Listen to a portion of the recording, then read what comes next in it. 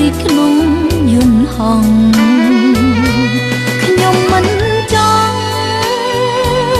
ចោះដីវិញសងខ្លាចជួបចិត្តប្រុង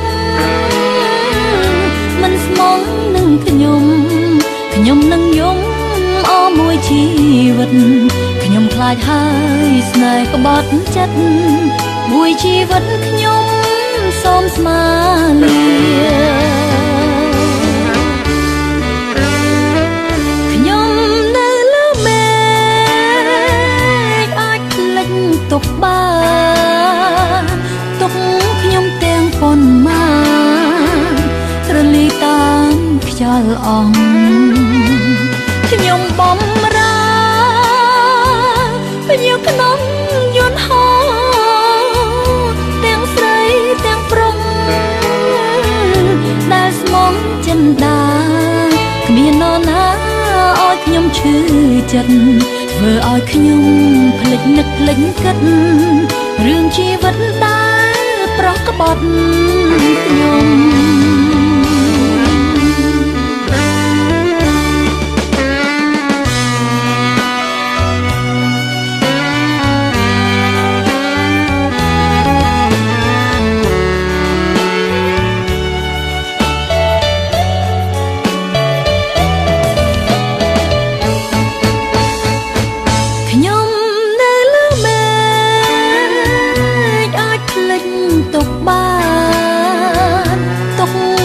ទាំងប៉ុន្មា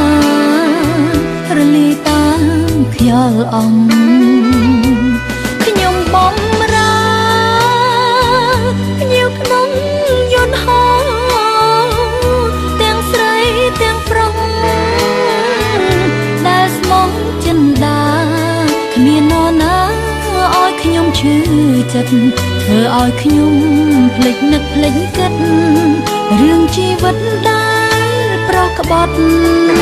ខ្ញុំ